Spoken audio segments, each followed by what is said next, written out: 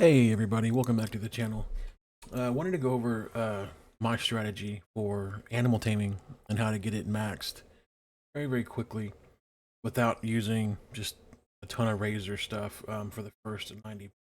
So what I typically do is you'll want to go wherever you need to go to get to one of the moon gates.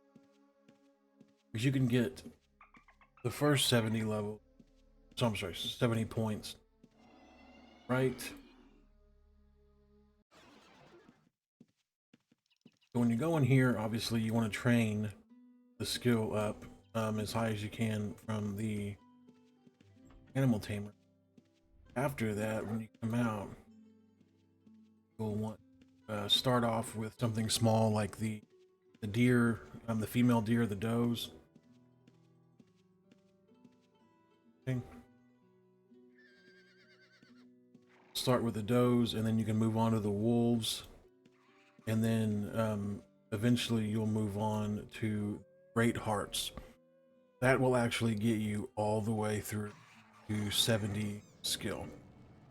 So once you've done that, and you can do that easily by just hitting your hotkey for taming, tame it, unclaim it, move on. I just recently did this with my wife. She's now a GM tamer as well, and I would come through and murder everything after a while just to make sure that they wouldn't have a chance to respawn. I didn't want her not getting the taming points for trying to retame something that she'd already done. So next, once you're at 70, you will actually go to, I think it's called Takuno Islands, and it's the third option. I'll show you that. Yeah, Takuno Islands. So you'll go to the third option. Here, you'll run into something. Yep, the Gaman. These things are awesome, and they're very passive, so they won't attack you while you're, doing your thing. But they'll get you, well, they'll get you much higher than you need, but they'll get you all the way to 90 very quickly. So once you get to 90 here, the only thing I would say about this area is do be slightly careful, because if you keep heading this direction, you'll run into some Ronins, which are pretty dangerous, especially if you're not equipped for fighting them. And you'll run into some Revenant Lions and some other stuff that is pretty dangerous. So if you run into an area that's dangerous, just try to, kind of beeline back the other direction and return to the safer areas where. So next, I'm going to show you the easiest part. So this can be used right in your house or right outside your house or whatever you want to do. And what you'll want to do is you've got to get yourself a book of masteries. And then you'll want to get yourself like the first tomb of animal taming. So what I like to do, go in here, see if we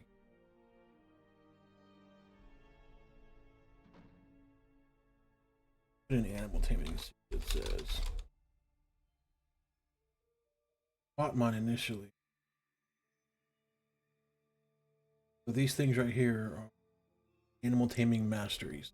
You only need volume 1 to do this to get your skill up. So you'll buy this, and you'll buy the tomb of, or the book of masteries. So both of these things together, because these are about 10k, you're looking at spending, a little less than 50k. On top of whatever the scroll is for your 115 or 120, whatever you're going for. I would recommend 115 unless you just have tons of money, because the 120s are way high. So at that point, what you'll do is you'll left click on this once.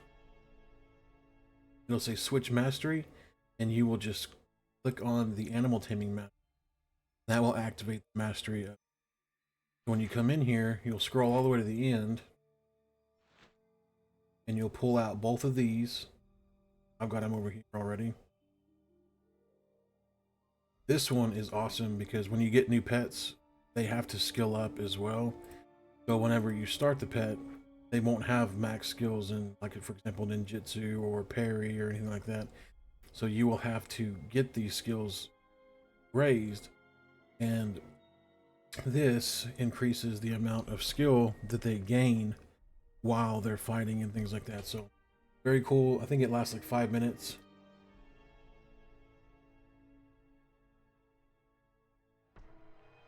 Ooh, it lasts 10 minutes. So it provides an 82% chance to increase skill gains whenever they're doing so. That's a huge bonus. You'll see that your guys get skill tremendously faster. But the nitty of this is going to be this one. So what you want to do is you click on combat training, click on your pet, but you don't do anything right here. Because what you'll be able to do is do it again, click on pet. You can keep doing this without using your mana. Because if you click on one of these, it's going to burn your mana real quick. So when you want to go over to Razor here, you want to go into scripting, and what you'll do is you'll create a new one. You'll record hitting this,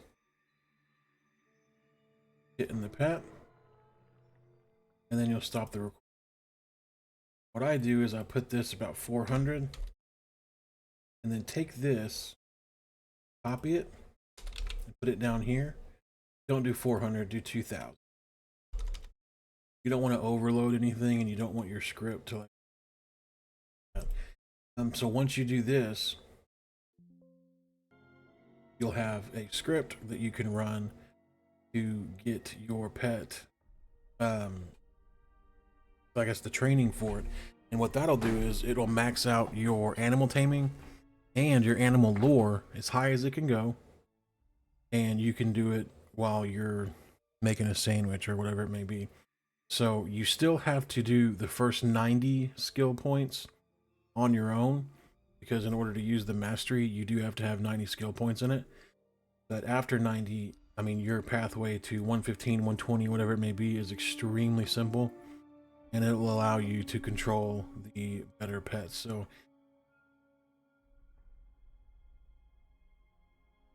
this one, for example, requires 108 combined. So having the 115 on each, obviously I'm able to control this one. But you'll want to have higher skill later on. I know you have to have 115 combined to even try to tame the new unicorn Charlie. So that was it for this video. I just wanted to let you guys know the best way to level up your animal taming and animal lore to max without having to put in too much work. My wife is a first-time player to Ultima Online, and she did it all on her own without any scripts other than the animal mastery in about 2 days, I guess. And she wasn't playing much. I mean, it was a couple hours. So just going around and taming everything you see and unclaiming it pretty much did the trick for her. So alrighty, well, thank you guys for watching. If you liked that, please subscribe, and I will see you guys in the next video. Thanks.